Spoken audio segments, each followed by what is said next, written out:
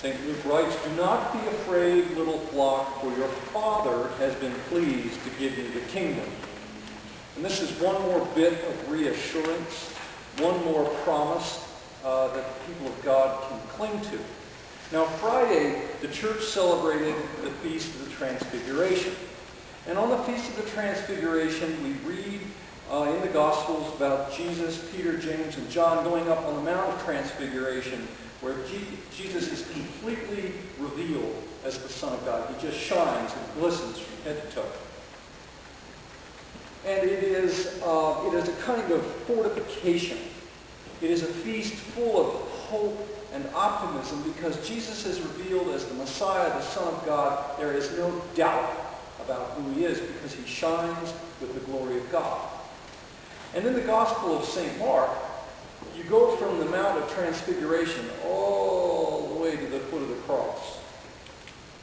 It's just one long journey.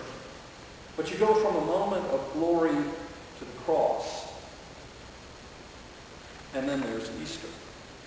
But Peter, James, and John have had a personal experience of the holiness of Jesus and that he is the Son of God. And this fortifies them for the journey that they're on. And you and I need this kind of fortification too.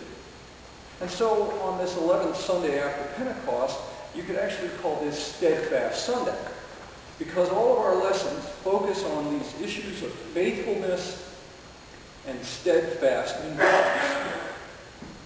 And the people of God often have to have nothing less. Abraham had to have it. St. Paul had to have it. Jesus had to have it. And you and I have to have it. Steadfast endurance for the journey that we've been given. Now, what is faith? What is faith? And the letter to the Hebrews gives us this wonderful definition. Faith is being sure of what we hope for and certain of what we cannot see. And over again, you see in the Bible people who have a hope and they move toward it. And they live into it. And that's what you and I have to do. Faith is being able to jump when you cannot see where you're going to land. There's an old story about a little boy who's he's in a burning building, but he's on the second floor, and he goes to a balcony looking to escape, and he hears a voice out of the night saying, "Son, jump, I'll catch you." And the little boy looks down and he says, "Father, I can't see you." And his father yells up, "But I can see you." And so the little boy jumps. He cannot see what he hopes for, but he has faith that it's his Father calling to him. This is exactly the kind of faith that the writer in the letter to the Hebrews is commending to us. In this 8th verse that was just read to us, it says, "By faith, Abraham, who was called to a place he would later receive as his inheritance, obeyed and went, even though he did not know where he was going. By faith, he made his home in the promised land like a stranger in a foreign country. He lived in tents as Isaac and Jacob did, who were heirs with him of the same promise. For he was looking forward to the city with foundations, whose architect and builder is God." He was looking forward to something he could not yet see. But he had faith, and he moved toward it. Abraham was a man of faith because he went where God told him to go, even though he did not know where that might be. He was not a man of faith simply because he believed in God. Lots of people believe in God, but do nothing. Abraham was a man of faith because he believed in God when God made him a promise, and he acted on that promise. People of faith move and do regardless of their uncertainty. When God says move, they move. When he says get something done, we get it done. In modern history, look at this man, Lech Walesa.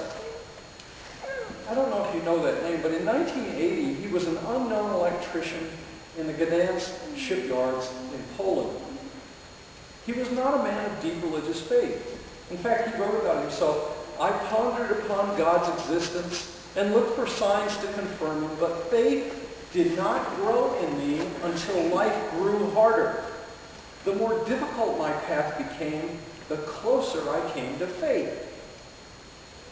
In August of 1981, Lech Walesa founded the Solidarity Labor Union. And Solidarity had a huge part to play in the overthrow of communism in Poland. Walesa's friendship with other shipyard workers and his brains made the difference. But soon after he organized Solidarity, he became a target of the government. Soon he was being followed around by the secret police. And eventually he became confined to his home as the government sought to break the union. But Walesa did not give up.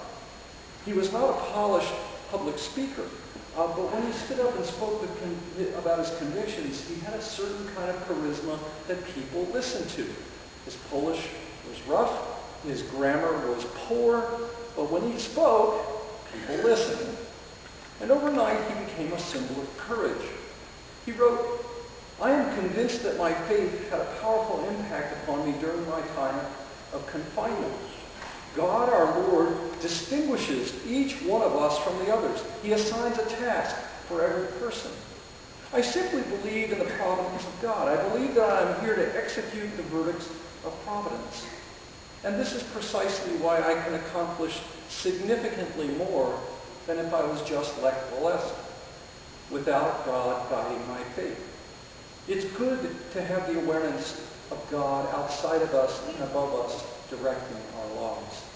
Now, when the government of Poland was finally overthrown, Walesa was elected president, and he presided over Poland's transformation from being a communist country to being some kind of democratic country.